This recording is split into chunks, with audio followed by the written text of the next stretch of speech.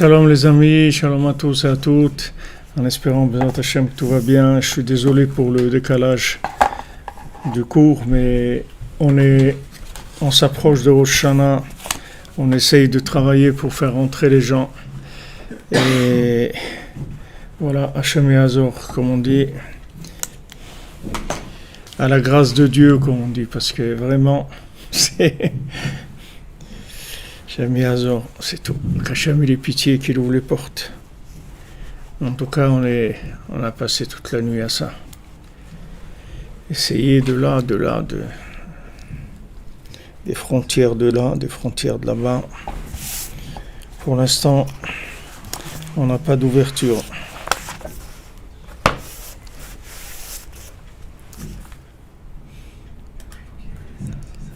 Alors voilà, Bezat Hashem.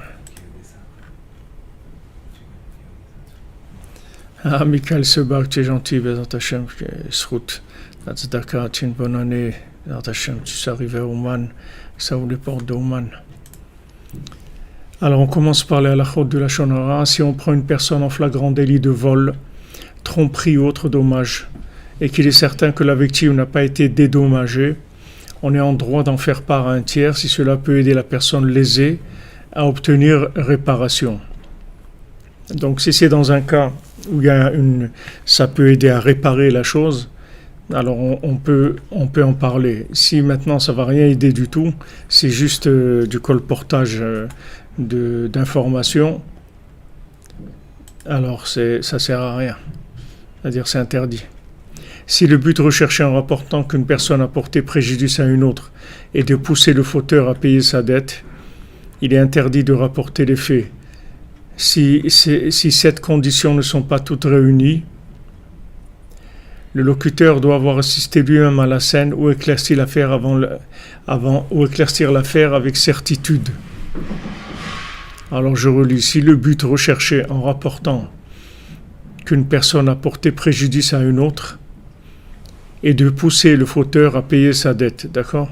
C'est-à-dire il y a quelqu'un qui a une dette envers quelqu'un d'autre et on rapporte ça pour essayer d'arranger la chose.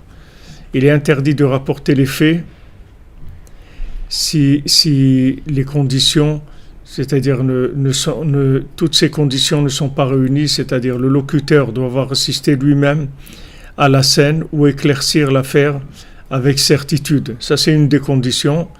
Et le reste, on le verra après, parce que apparemment, là, c'est tout ce que j'ai eu. Donc, la première condition, c'est que le locuteur doit avoir assisté lui-même à la scène ou éclaircir l'affaire avec certitude. C'est-à-dire, ce dont il doit parler, il doit savoir exactement de quoi il parle.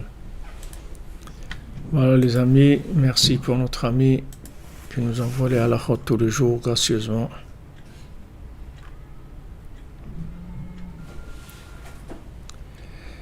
Voilà, merci pour vos prières, Madame Elbaz et tout le monde qui prie.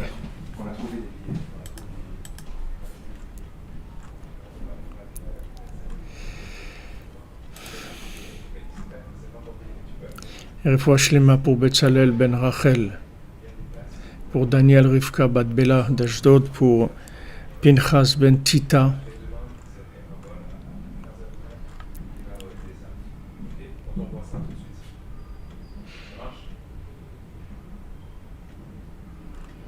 Non, c'est pas mieux pour la vie. C'est pas mieux. Le gars il nous a dit que le mieux c'est Istanbul.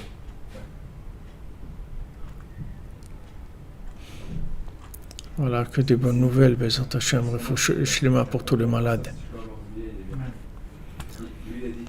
Monsieur Crespin de Villiers-sur-Marne, bienvenue Benjamin. Que des bonnes nouvelles. Vous voyez la connexion de Villiers-sur-Marne à Ouman. Yaakov Ben Sarah Chaya, Bezat Hashem. Que tout s'ouvre, Bezat Hashem.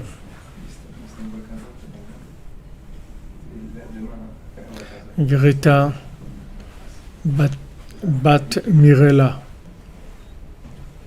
Que toutes les portes s'ouvrent pour vous, Bezat Hashem, la délivrance totale. Refoua Shlema Piroshka Bornstein.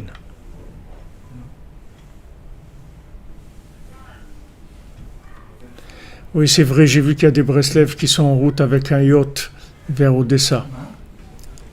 Bezat Hashem, qu'ils arrivent à Ouman, que tout le monde arrive. Amen, merci pour vos bénédictions. Donc on avance dans les explications de la Torah 55.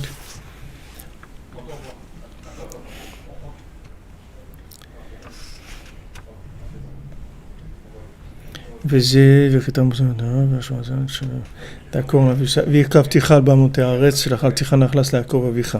זה בחינת ירושת ארץ ישראל שהיא גבוה מכל הארצות. Donc quand Hachem nous promet l'héritage de la terre d'Israël, qui est la terre la plus élevée du monde, Venikret Nachalata Yaakov, elle s'appelle l'héritage de Yaakov, la terre d'Israël. Et fois Shlema pour Daniel Léon, Ben Elis, Suzanne. Déborah Mazal, Batmama, Yonar, et fois Shlema. Il reste le parachute, mais il faut avoir un avion. Le parachute, il n'y a pas de problème. Il faut un avion. Donc, Nachalat Yaakov, Pirshu Mefarshim, Bezoar Akadosh Dashru, Vikavtichal Bamete Aretz, Da Chakal Tapuchin Kadishin, Hayu Prinat, Shlemut Aliyat Amalchut. Donc, nos sages, ils ont expliqué que, en fait, l'héritage d'Eretz Israël, c'est l'héritage de Shlemut Amalchut, c'est-à-dire de faire monter la Malchut de façon parfaite. C'est-à-dire que le peuple d'Israël, en Eretz Israël, avec l'attachement tzaddik, ça fait monter la Malchut au top, c'est-à-dire dans sa perfection. Shei be'atzma prinat emuna, prinat tfila, prinat kedushat Eretz Israël qui est doua. Que maintenant, la Malchut elle-même, elle représente la emuna, elle représente la tfila, elle représente la sainteté d'Eretz Israël. Verabeton Zal Darshu, chez Nitzul Mishabud Malchuyot. Et nos sages, ils nous disent qu'avec ça, on est sauvé de Shabud Malchuyot, c'est-à-dire de l'esclavage dans les nations. Merci Alexandre. Amen. Que tout le monde puisse aller au Oman, soit béni, Bezat Hashem, toi aussi, que tu puisses arriver avec tout le monde. Haïnou Sheroué Bemapalat Areshaim Venichna'im Tartav. C'est-à-dire, qu'est-ce que c'est maintenant? Ve'ata Albamotenu Tidroch. C'est-à-dire, qu'est-ce que c'est Shabut Malchuyot? Qu'est-ce que c'est la soumission aux nations? C'est le fait que on est esclave. Et cet esclavage, comme on a expliqué, il vient du fait que le pouvoir, il est dans les gens qui sont dans le mensonge. C'est-à-dire, le mensonge, il a pris le pouvoir. Parce que dans la sainteté, il n'y a pas de récipient qui soit assez grand pour recevoir ce pouvoir-là. Shimon, si tu peux, la lumière, là, tu peux mettre plus fort. Je te ferai te nourrir de la... Derrière, il y a un bouton. Vers la droite.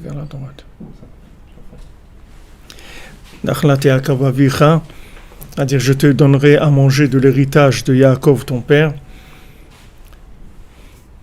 Ça, c'est Zeranpin, c'est-à-dire c'est le Tiferet, qui est la Klaliout de Or des Avot, c'est-à-dire toute la lumière de Avraham, Yitzhak et Yaakov.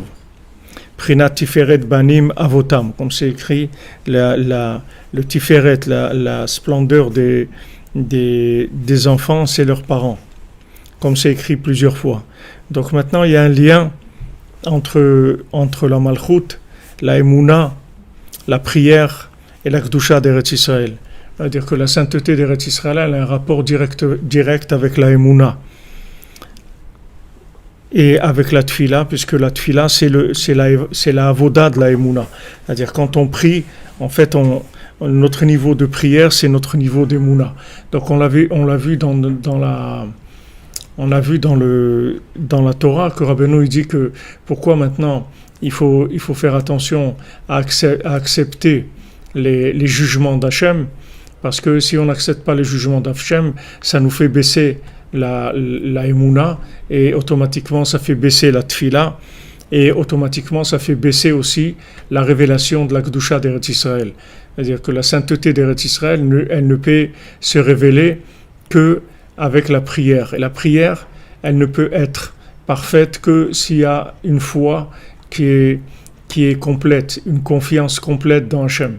Et cette confiance, elle ne peut pas être complète si on a des si on a des revendications sur le comportement d'Hachem, si on pense que, si on dit j'ai des questions, pourquoi Hachem il fait ça, pourquoi Hachem il fait l'autre, si on commence à avoir des questions sur Hachem, alors on perd la confiance. Si on perd la confiance, on perd la perfection dans la tfila, dans la prière. Et si la prière ne fonctionne pas, alors Eretz Israël ne peut pas révéler sa kedusha, sa sainteté.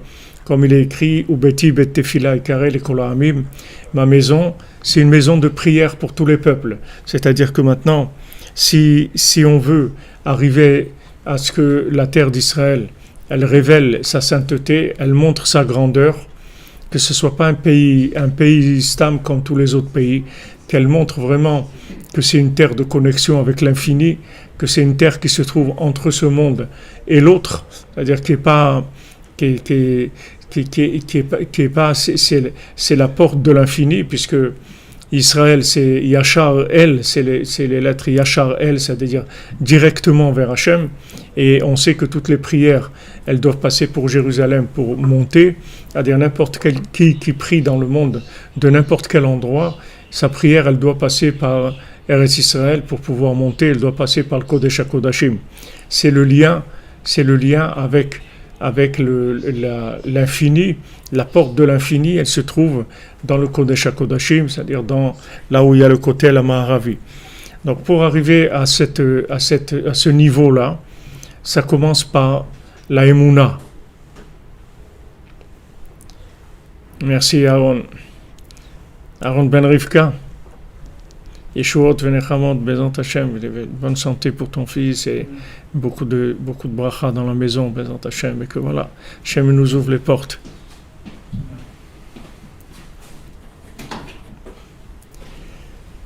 Non, c'est Alec Trésor, ce que vous dites, c'est que il faut enlever les rigueurs du ciel. La rigueur, elle vient du manque de confiance, c'est tout.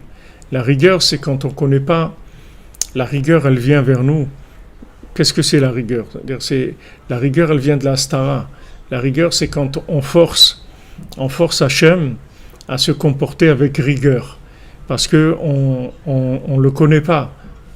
Cette ignorance-là, c'est ça qui entraîne la rigueur. Comme Rabbeinu l'explique que quand maintenant il y a Avodah Zara dans le monde, il y a des cultes étrangers, alors Haronaf, il y a de la colère. C'est-à-dire les cultes étrangers, c'est-à-dire de croire dans des choses, dans des intermédiaires, de croire dans des choses qui sont des choses de cause à effet. On pense que telle chose, c'est elle qui va nous faire réussir, ou telle personne, ou telle raison, telle autre.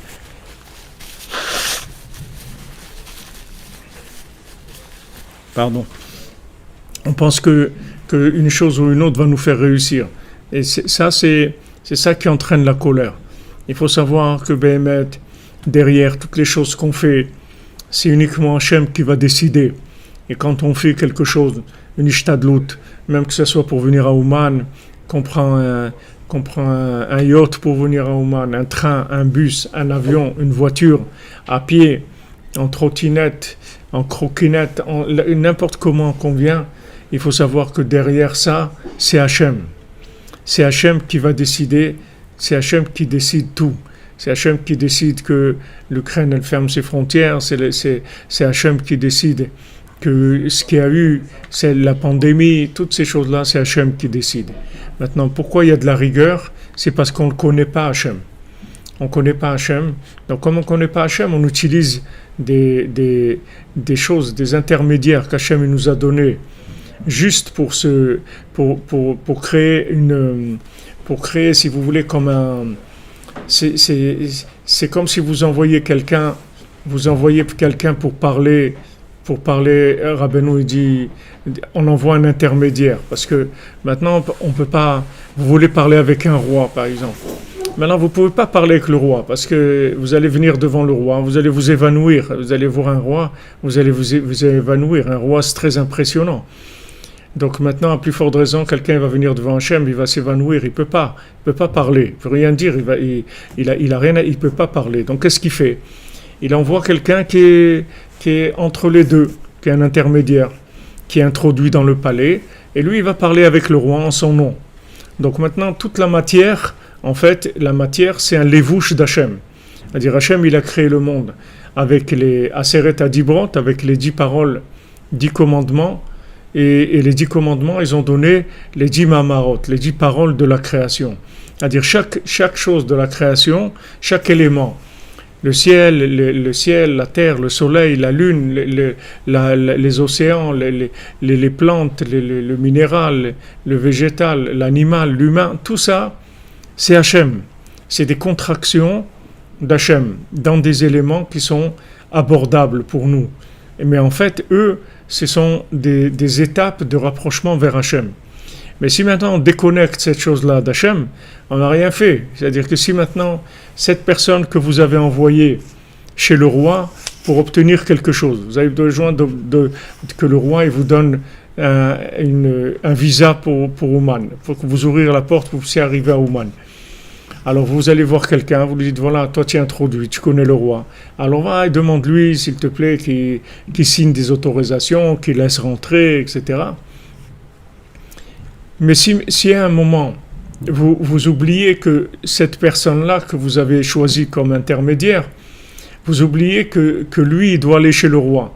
Vous lui parlez à lui directement.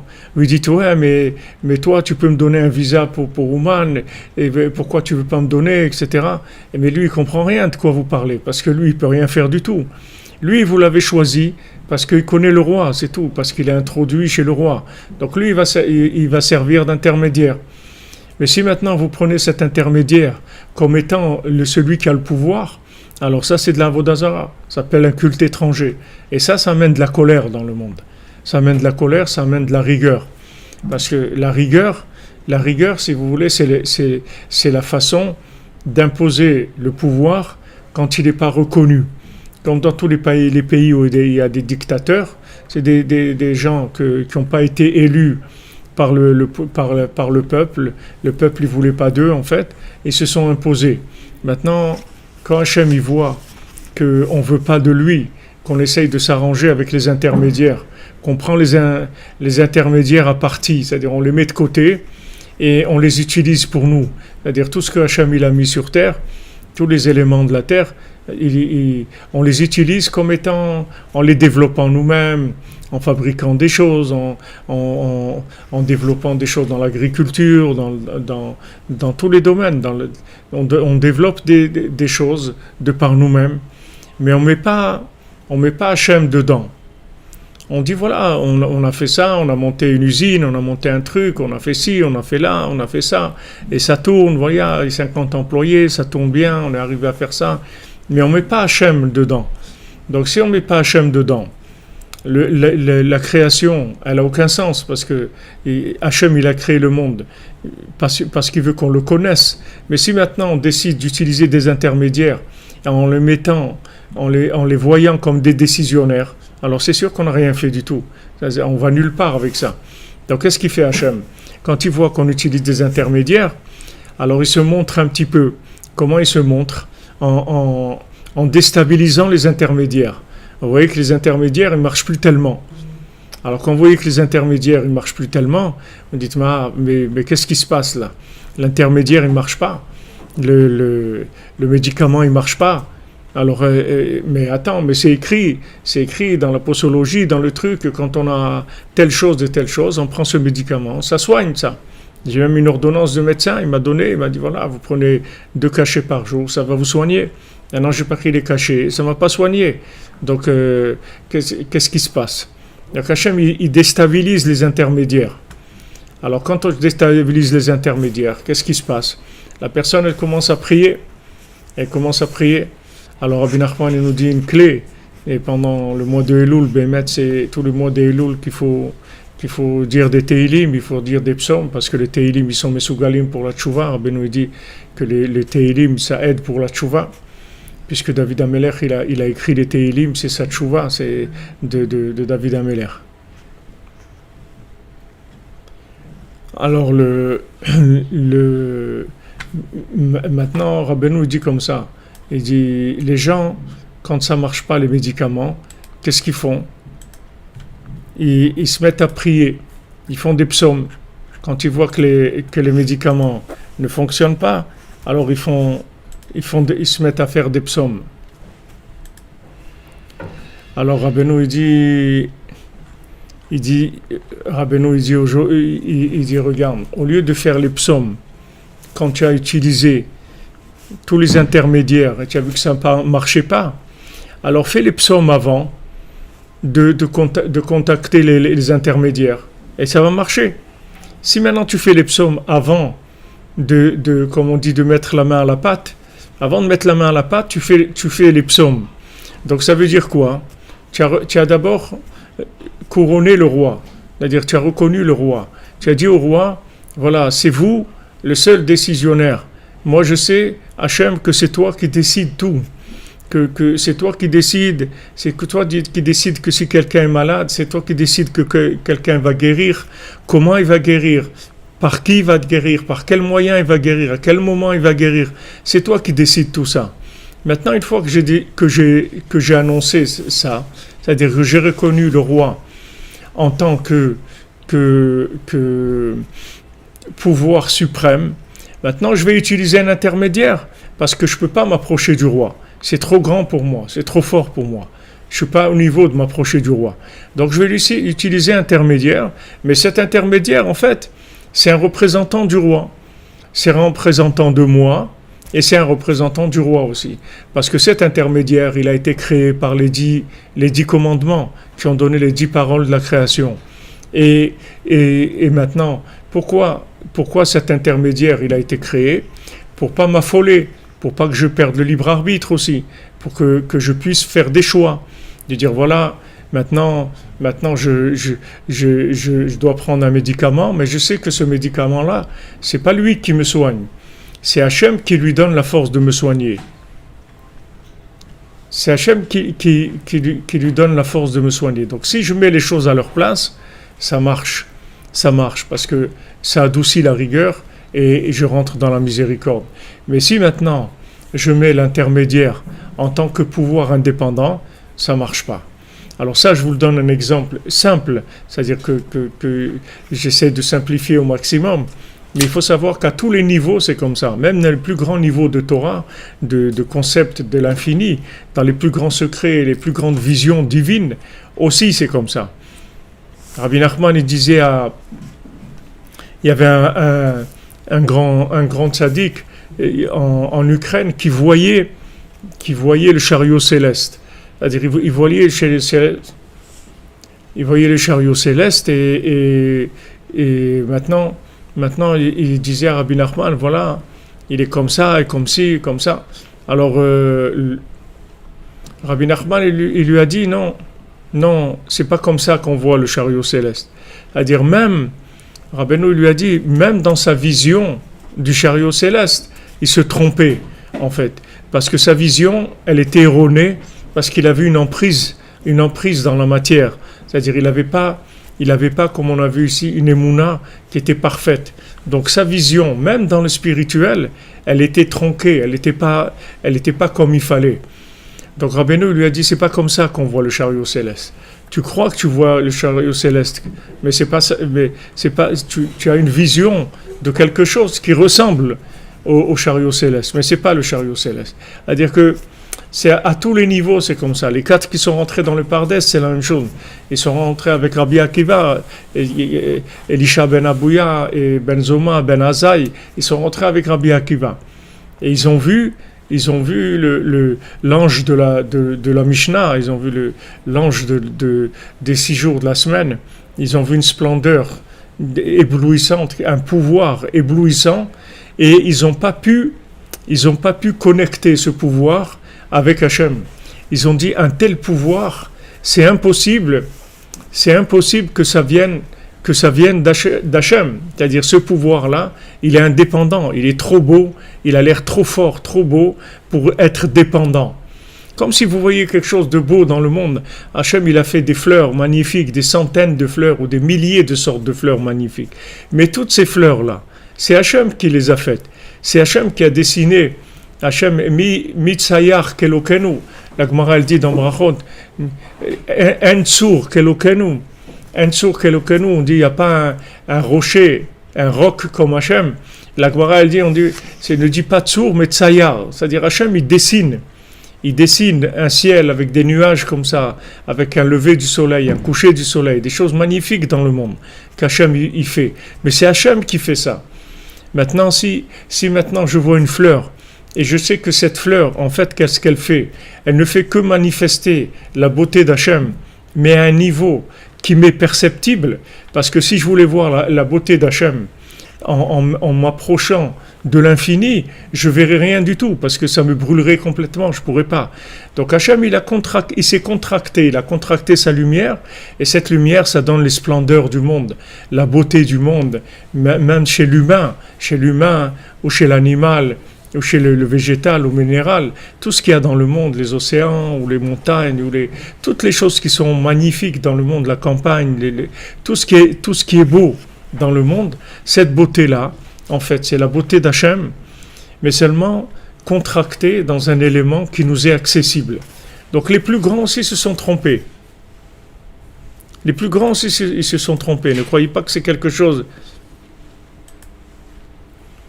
Le Hari, il a tenu le choc, mais Rabbi Akiva aussi, il a tenu le choc. Il est rentré Béchalom, il est sorti Béchalom.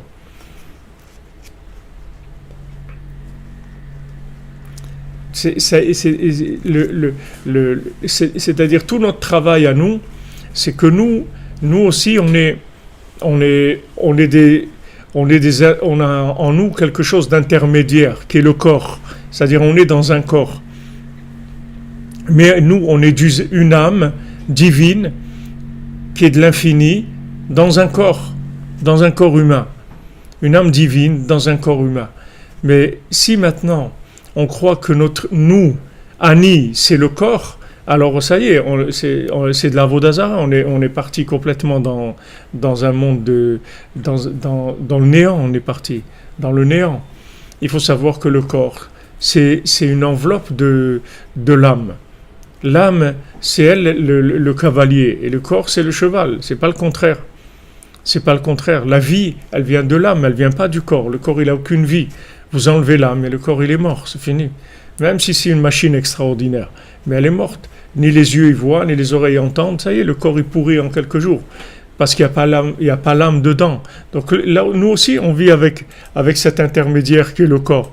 Mais il ne faut pas se tromper. Il ne faut pas croire que le corps, il représente quelque chose d'indépendant. Le corps, il n'existe que par rapport à l'âme. Parce qu'Hachem, il ne voulait pas nous amener dans le monde en tant qu'âme sans corps, parce qu'on aurait été comme des anges, et ça aurait servi à rien, notre venue sur Terre. Toute notre venue sur Terre, si vous voulez, là où on est à gagner, c'est qu'on est dans un tzimtzum, on est dans une contraction de l'infini. Cette contraction de l'infini, elle nous permet de faire des choix extraordinaires à chaque fois, de choisir en tant que, soit que l'intermédiaire, c'est lui le décisionnaire, soit dire non, le décisionnaire c'est Hachem. Et maintenant l'intermédiaire, c'est celui qui permet de faire un pont entre le fini et l'infini. Vous comprenez ? On n'est pas limité à l'extrésor par le corps, par ce corps. Vous voyez Eliyahu Hanavi, il est monté avec son corps dans le ciel. Il est monté avec son corps, il n'est pas rentré dans la tombe. Il a inclus son corps dans son âme, complètement. Donc le corps, son corps, c'est devenu de l'âme. Donc il pouvait monter, il y avait un chemin, comme Rabbeinu dit, il connaissait des chemins, il y avait un chemin avec lequel il est monté au ciel. Mais son corps, il l'a sanctifié complètement. Justement, en mettant l'énergie de l'âme dans son corps. Ce sont des choses simples que je vous explique, c'est-à-dire c'est simplifié, c'est pas simple, c'est simplifié, mais si vous voulez, c'est les secrets de la Torah, c'est les secrets de la Kabbalah, mais seulement c'est simplifié. On parle dans le langage de Rabbi Nathan, que Rabbi Nathan, il nous a simplifié la Kabbalah pour qu'on puisse avoir accès à des secrets qui nous aident quand on a besoin. Sinon il n'y a pas de raison de faire de la Kabbalah. Nous on est là, si vous voulez, on n'est pas là pour faire de la Kabbalah, on est là pour trouver des conseils comment nous rapprocher d'Hachem. Donc maintenant, toute notre venue dans ce monde et toute notre vie de tous les jours, elle est comme ça. La nourriture, les vêtements, l'argent, le mariage, les enfants, le travail, tout, on a affaire à des éléments dans lequel il y a une partie intermédiaire et il y a une partie connectée. Maintenant, nous, ce qui nous intéresse, c'est cet intermédiaire, à quoi il est connecté. C'est ça qui nous intéresse. Il nous intéresse par le fait qu'il nous fournit une possibilité de connexion. C'est ça qui nous intéresse. Donc on regarde toujours cet intermédiaire par rapport à la connexion. Donc cet intermédiaire, à un moment, il devient transparent, si vous voulez. Il devient transparent. C'est-à-dire que quand on dit que Vaya Aminu Bachem ou Moshe Avdo, c'est-à-dire ils ont eu la Emouna dans Hachem et dans Moshe son serviteur, ça veut dire que maintenant, comment ils ont eu la Emouna dans Hachem? Par la Emouna dans son serviteur. C'est-à-dire le fait que maintenant, ils se sont attachés à Moshe Rabbeinu, qui se sont attachés au tzaddik de la génération. Maintenant, Moshe Rabbeinu, il représente le plus haut niveau d'intermédiaire qui existe dans le monde. Mais maintenant, lui, l'avantage qu'il a par rapport à tous les autres intermédiaires, c'est qu'en fait, c'est un faux intermédiaire. C'est pas comme l'argent ou le travail ou un ami ou la nourriture ou des choses comme ça. Le tzaddik, c'est un faux intermédiaire, c'est-à-dire que maintenant, c'est pas un intermédiaire du tout en fait. En fait, c'est un homme divin, c'est-à-dire c'est Isha Elohim, c'est un homme divin, c'est un homme qui s'est complètement effacé pour arriver à s'inclure dans Hachem complètement. C'est pour ça que Moshe Rabbeinu, il s'est marié avec Hachem Mamash. Hachem lui a dit, toi, tu vas rester maintenant à côté de moi ici. C'est-à-dire que Moshe Rabbeinu, il a dû quitter son épouse et être avec Hachem, parce que il est Mamash devenu la Shrina. Moshe Rabbeinu, le tzaddik de la génération, il est devenu la Shrina Mamash. Donc maintenant, c'est quand le tzaddik de la génération devient la Shrina Mamash, ça n'a rien à voir avec d'autres tzaddikim. C'est-à-dire tous les tzaddikim, c'est des tzaddikim. Ce sont des gens qui sont dans le juste, dans le tzedek, qui sont dans la réparation de l'alliance, qui sont dans des niveaux très élevés. Mais le principe du tzaddik Ador, du tzaddik Yesod Olam, ce sont des tzaddikim qui se sont complètement inclus dans Hachem, mais qui ont gardé le corps, si vous voulez. C'est pour ça que Rabbi Nachman, il est décédé à 38 ans. Quand on lui a dit, ouais, mais c'est dommage que vous partez à 38 ans tellement jeune, etc., comme le Harizal aussi, ils ont dit à Rabbeinu, mais Rabbeinu leur a dit, c'est pas ça qu'il faut dire. Il faut dire comment j'ai fait pour vivre 38 ans dans ce monde. En étant quelqu'un de transparent complètement par rapport à Hachem, comment il a fait pour vivre 38 ans? C'est-à-dire que c'est un exploit qu'il a vécu 38 ans. Donc maintenant, avant de mourir, Rabbi Nachman, il a dit, voilà, maintenant je suis arrivé au maximum de ce que quelqu'un peut concevoir de l'infini dans un corps, et maintenant je suis obligé de laisser le corps et de continuer, parce que le corps, il ne peut plus me suivre.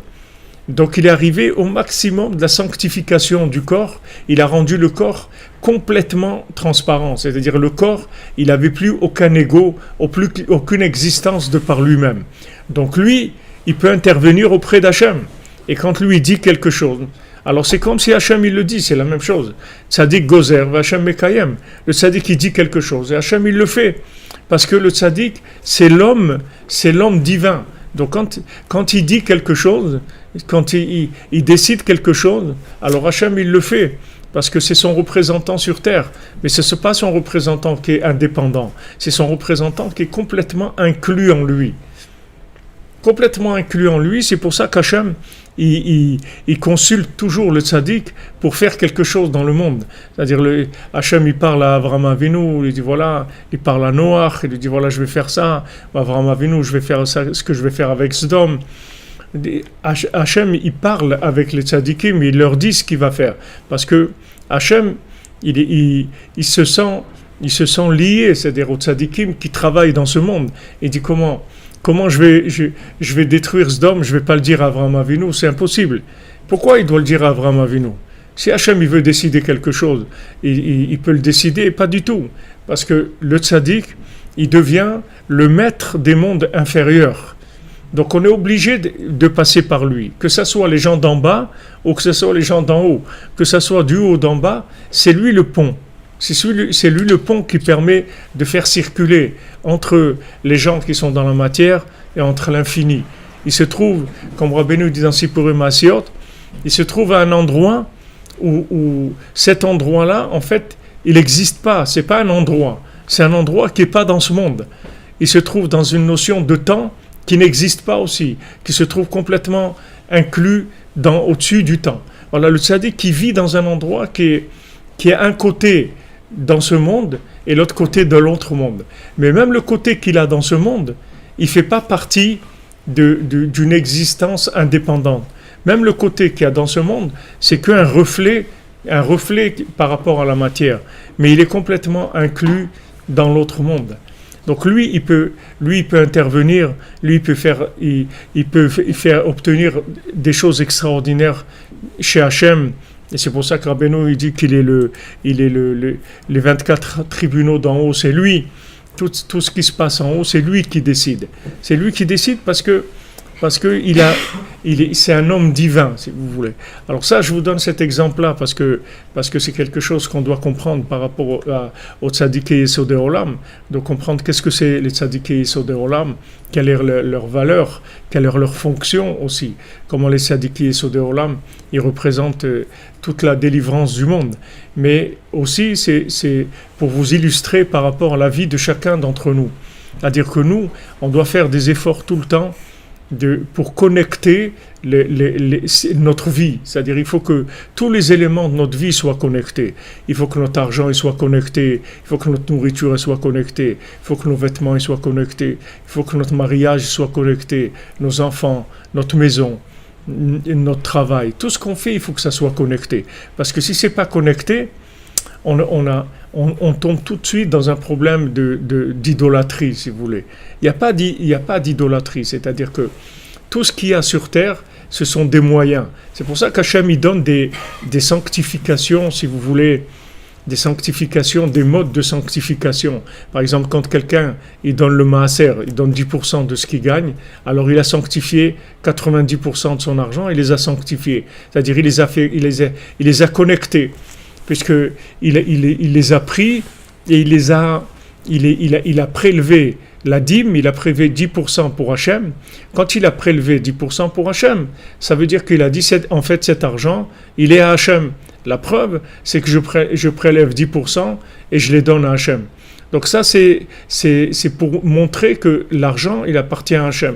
Maintenant, dans la nourriture, il va y avoir toutes sortes de halachot, par rapport aux légumes, par rapport à comment on fait pousser les arbres fruitiers, comment on fait pousser les légumes, de ne pas les rapprocher, Il y a des halachot dans toute l'agriculture, et ces halachot de l'agriculture, en fait, ce sont des moyens de sanctifier la matière. C'est pour sanctifier la matière, pour ne pas se laisser avoir. Maintenant, quand par exemple, on plante un arbre fruitier, alors cet arbre fruitier, il a la orla, c'est-à-dire qu'on dit il a le prépuce pendant 3 ans, on ne peut pas manger les fruits de cet arbre-là.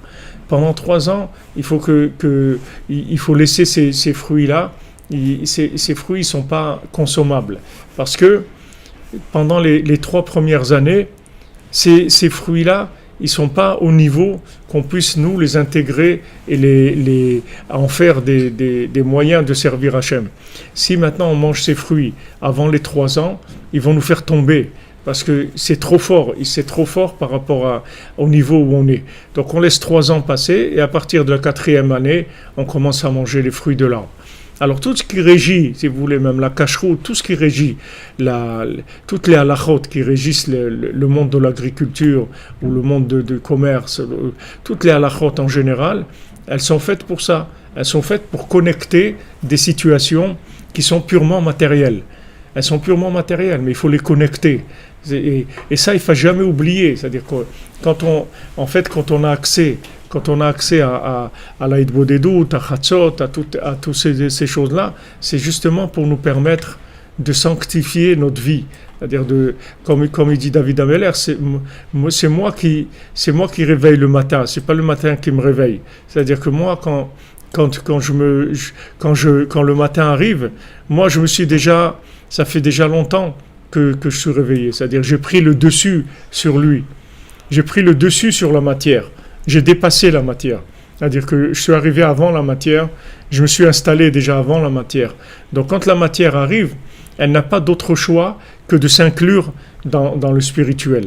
Puisque je me suis réveillé à Chatzot et je me suis réveillé et je me suis inclus dans la maison d'Hachem, puisque nos sages nous disent que tout celle qui se lève à Chatzot, alors il voit le temple, il voit le troisième temple, même si maintenant il ne le voit pas avec ses yeux, mais son âme, son inconscient, il voit le temple.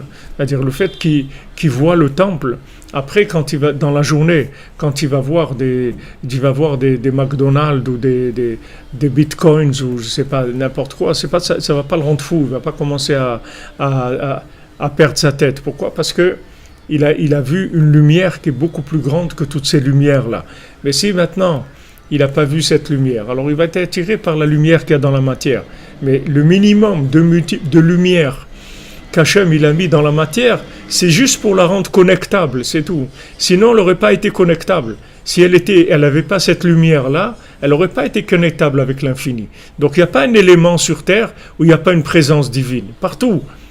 Partout, Rabbeinu, il dit, même dans un endroit d'idolâtrie, là-bas aussi Hachem, il est là-bas. Parce que s'il n'y avait pas Hachem, cet endroit, il n'existait pas.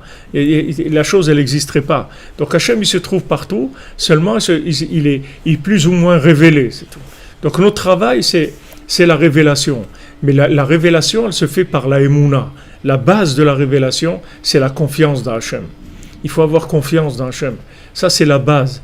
Quand on a confiance dans Hachem, on a la Emouna, alors on rentre dans la Tfila, on rentre dans la révélation d'Eretz Israël, on rentre dans la révélation de la Kedusha. Et à ce moment-là, les éléments eux-mêmes, ils vont nous montrer leur véritable nature, comme quoi, en fait, ils étaient des représentants d'Hachem. C'était pas de la nourriture, c'était pas de l'argent, c'était pas du travail, c'était pas une famille, c'était pas des amis, c'était des représentants d'Hachem, en fait. C'est-à-dire que toute la raison pourquoi ils sont comme ci ou comme ça, parce qu'ils représentent Hachem sous un certain angle. Et qui nous permet justement d'aller vers l'infini. C'est-à-dire on arrive à aller vers l'infini grâce à ces choses matérielles. Parce que si on n'était pas avec un corps et avec de la matière, on n'a rien à faire dans le monde, on n'a rien à faire ici. On serait en haut. Et en haut, on serait comme des anges, on serait figé. On n'aurait pas de possibilité d'avancer.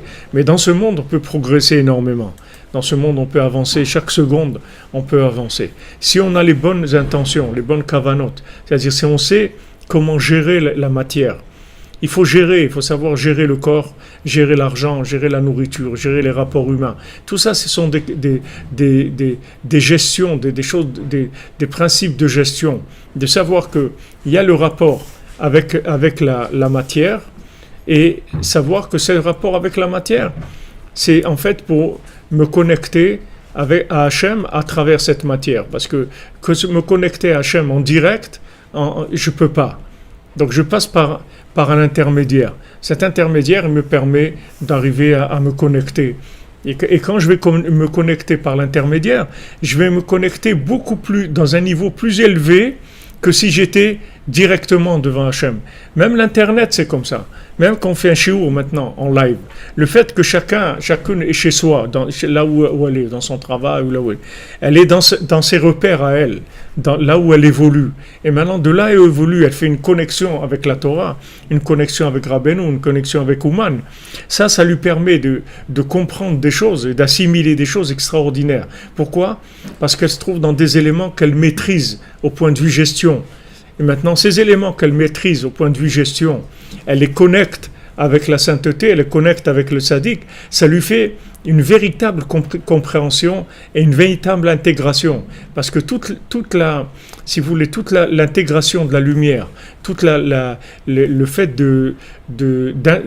d'arriver à digérer, à intégrer la lumière, ça vient des tzimtzumim. C'est parce que la lumière, elle est contractée. C'est pour ça qu'on peut l'intégrer. Sinon, on ne peut pas. Si vous prenez par exemple d'électricité, ça ne va jamais vous donner de la lumière. Jamais. L'électricité, ça ne donne pas de lumière. Il faut une ampoule pour que l'électricité donne de la lumière. Maintenant, qu'est-ce que c'est une ampoule? Ce n'est pas de l'électricité. Mais une ampoule, elle permet de révéler l'électricité. C'est-à-dire, quand vous voyez qu'il y a de la lumière, ça veut dire qu'il y a du courant. Si vous voyez la lumière allumée, ça veut dire qu'il y a du courant. Maintenant, s'il n'y a pas de courant, vous verrez qu'il n'y a aucune ampoule qui va être allumée. Donc, ce principe, on vit avec tout le temps. Seulement, on ne sait pas comment ça marche. Donc, on ne sait pas comment gérer la matière. Rabbeinu nous apprend à gérer la matière. C'est-à-dire que maintenant, tu fais attention, comme on a vu hier, de ne pas faire des grands pas. Tu ne fais pas des grands pas. C'est-à-dire, ne va pas trop loin dans la matière. Ne va pas trop loin dans la matière. Fais les psaumes avant et fais les psaumes après. Fais tes psaumes avant de prendre tes médicaments. Fais des psaumes après de prendre des médicaments. Comme ça, tu sais que ces médicaments-là, tu les as connectés avec Hachem, dans ta conscience. Parce qu'eux, ils sont de toute façon connectés avec Hachem. Seulement, si tu n'en es pas conscient, alors ils ne vont pas donner les résultats qu'ils doivent donner. Même s'ils donnent la guérison, mais ce n'est pas la guérison d'Hachem. Et si ce n'est pas la guérison d'Hachem, ce n'est pas intéressant du tout. C'est pas intéressant. L'intérêt, c'est pas de guérir. L'intérêt, c'est de recevoir la guérison d'Hachem. Parce que la maladie, elle est venue d'Hachem. Et la guérison, elle doit venir d'Hachem. Sinon, c'est pas intéressant. Donc, si vous voulez, je vous l'ai dit plusieurs fois, que Cheskiaou Ameler, le roi Cheskiaou, il a caché le livre des Refouot. Il a caché le livre dans lequel il y avait tous les médicaments, c'est-à-dire toutes les façons de guérir, sans avoir besoin de médicaments, rien du tout. Il avait écrit là-bas des ségoulottes, des choses pour guérir de toutes les maladies. Mais il l'a caché parce que les gens ne priaient plus. Donc il a dit, maintenant, si les gens ne prient pas, à quoi ça sert qu'ils guérissent? Ils vont guérir pourquoi? Pour vivre comme des singes? Ils vont vivre comment? Ouais, plein d'argent, plein de manger, plein de plaisir, plein de trucs. Et après, qu'est-ce qu'ils ont fait? Ils n'ont pas utilisé le monde comme Hachem voulait qu'ils l'utilisent. Donc ça ne sert à rien. Leur truc ne sert à rien. Leur vie, elle ne sert à rien. C'est-à-dire, il n'y a pas de connexion. S'ils ont utilisé le moyen comme étant un but, ils n'ont rien fait du tout. Si le représentant du roi, à un moment, vous croyez que c'est lui le roi, vous ne pouvez pas dire que vous avez fait quelque chose pour le roi ou que vous avez connu le roi. Vous avez pris quelqu'un pour le roi, mais ce n'est pas lui le roi. C'est pas lui le roi. Comme Rabbeinu l'amène dans l'écoute moral, l'exemple qu'il y avait une fois un roi qui a envoyé un ministre dans un pays comme représentant. Mais en fait, c'est le roi qui devait venir dans ce pays. Alors quand le ministre est arrivé, tous les gens ils ont commencé à se prosterner à lui, à lui dire que vive le roi, vive majesté, etc. Et lui, il n'a rien dit.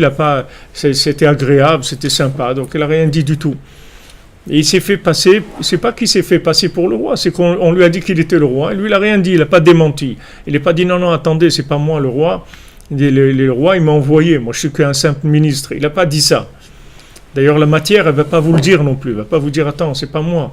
Le médicament, il ne va pas vous dire, attends, c'est pas moi qui te soigne, c'est Hachem qui te soigne. Il ne va pas vous dire ça. Si vous le considérez comme étant le roi, c'est vous qui décidez. Donc lui, il s'est fait passer pour le roi, ou s'est laissé prendre comme roi. Et un jour, le roi est arrivé dans ce pays-là.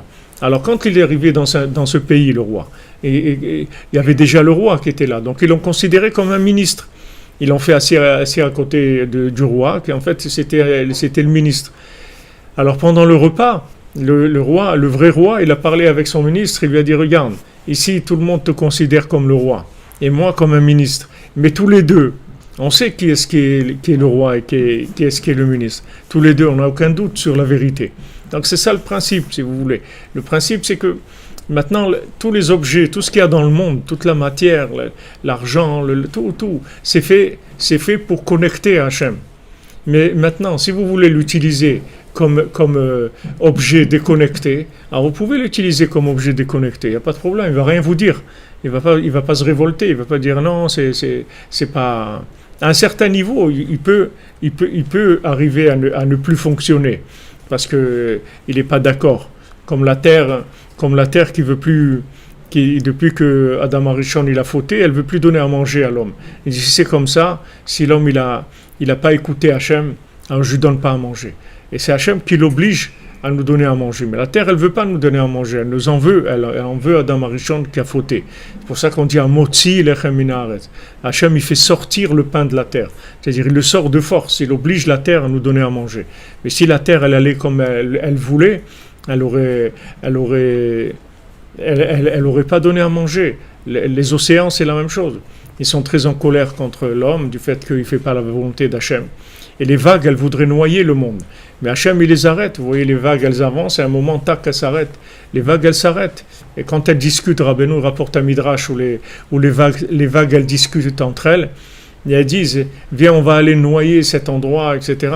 Et l'autre, elle lui dit, qu'est-ce que tu vas noyer? Rien du tout. Tu vois bien qu'on arrive à un moment, ça s'arrête. On ne peut pas aller plus loin. Mais si Hachem, il laissait, regardez quand il y a un tsunami, regardez qu'est-ce que c'est un tsunami. Si Hachem, il laisse un petit peu la mer, dans des endroits où les gens ils ont des comportements d'animaux qui dépassaient si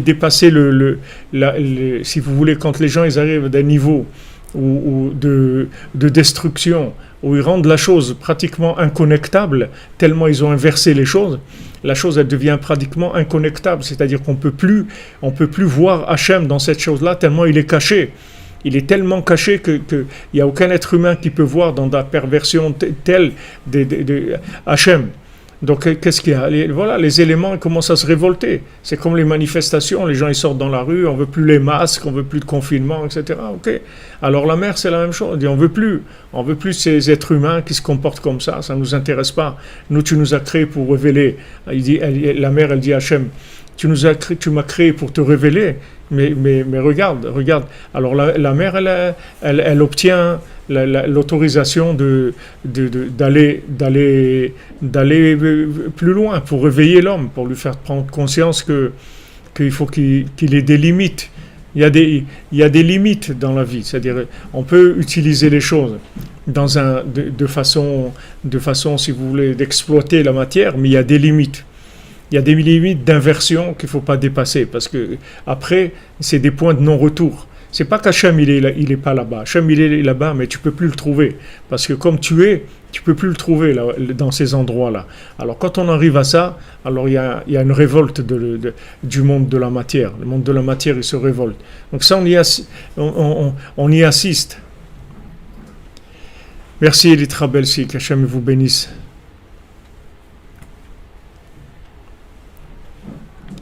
Merci à toi, Elie, merci.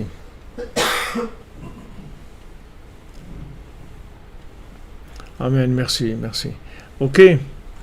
C'est-à-dire que maintenant, l'attitude qu'il faut avoir par rapport à ce monde, c'est une attitude toujours d'être conscient que notre corps, en fait, c'est un véhicule qui porte en lui une âme, et dans tout ce qu'il y a autour de nous, il y a des âmes, c'est-à-dire il y a des choses qui n'ont à voir qu'avec l'infini, et que Hachem il a créé le monde comme ça, et ne jamais considérer de la matière comme de la matière brute, c'est-à-dire de la matière qui est déconnectée. Toute matière est connectable, toute matière. Maintenant, l'homme, il peut arriver à une destruction. Les autres règnes, que ce soit le minéral, le végétal ou animal, ils ne peuvent pas arriver à de la destruction. Mais l'homme, il peut amener tous les règnes à la destruction, parce que l'homme, il a le libre arbitre. Eux, ils n'ont pas de libre arbitre. Donc, ils suivent le courant.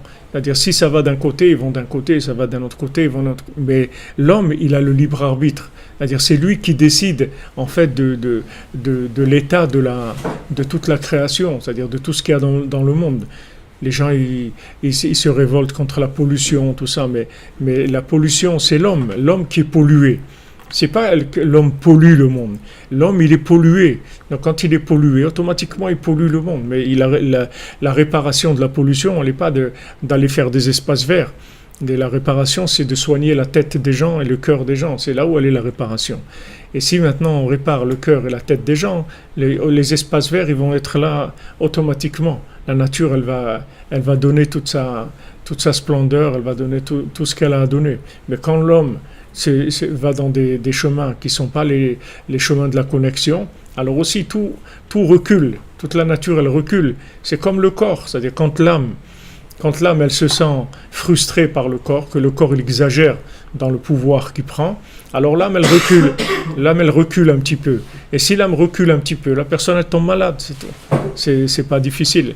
Dès que l'âme recule un peu, elle commence à reculer par rapport au corps, elle alimente plus le corps, automatiquement le corps il tombe malade.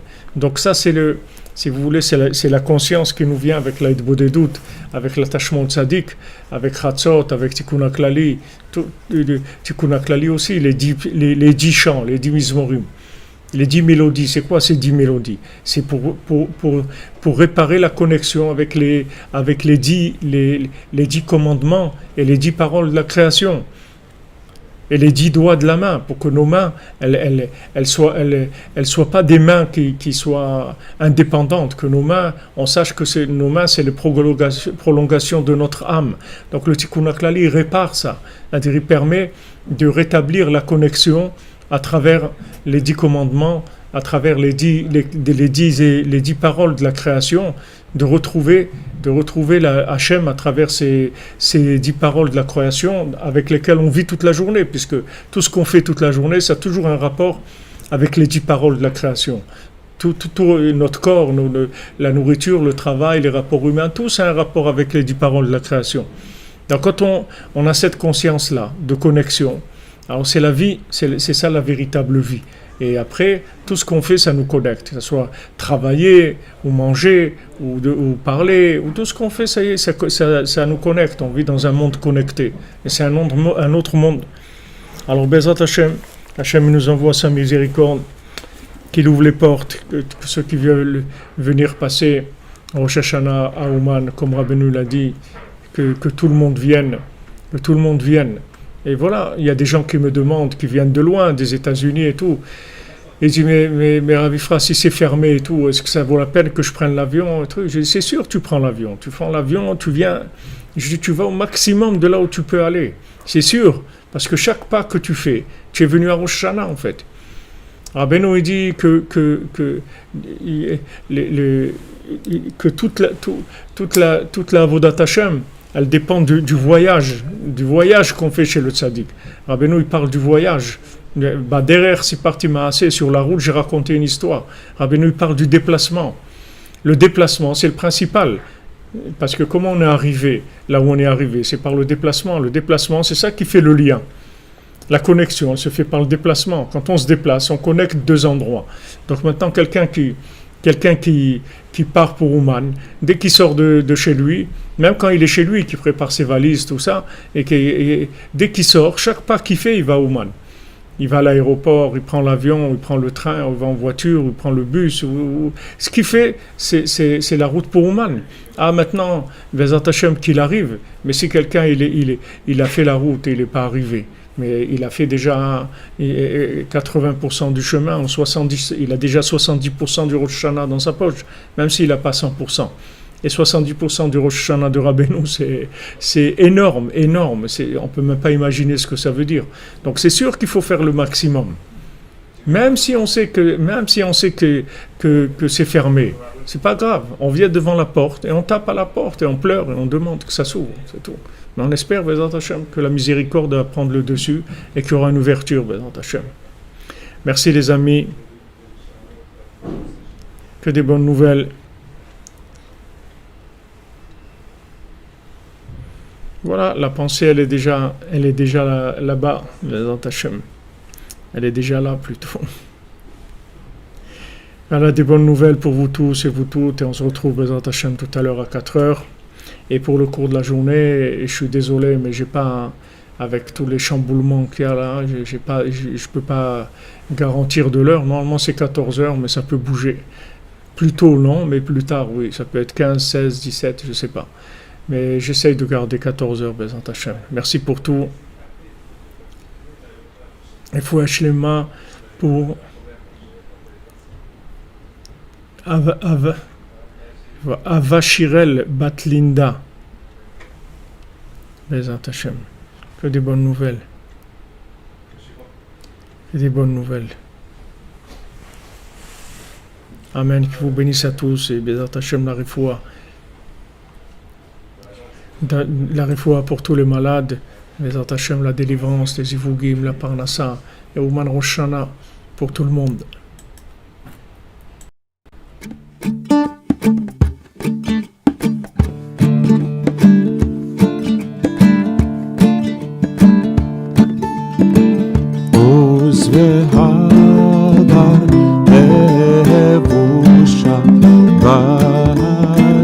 יצחק ליום האחרון, עוז והלל לבושה. C'est là, quand t'es tout, juste quand t'es tout seul. Parce que woman, c'est là, quand t'es tout seul. C'est là, c'est là, c'est là. C'est là, c'est là, c'est là. C'est là, c'est là, c'est là. C'est là, c'est là, c'est là.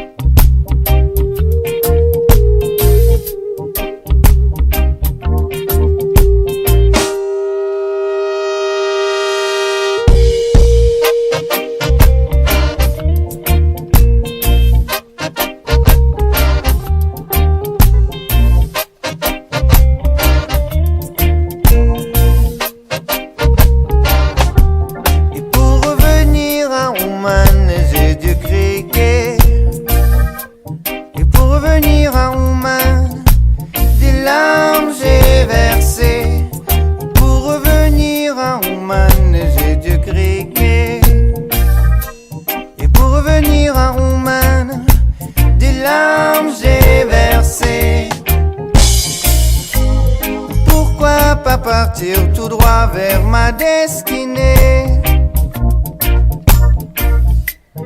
Pourquoi pas dire oui une fois sans goût d'hésiter? Tout mon cœur brille à ton heure.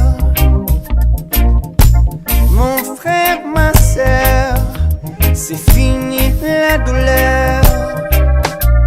Et pour revenir à Ouman, j'ai dû crier. Pour revenir à Ouman, des larmes j'ai versé. Et pour revenir à Ouman, j'ai dû crier. Et pour revenir à Ouman, des larmes j'ai versé. Et pour revenir à Ouman, j'ai dû crier.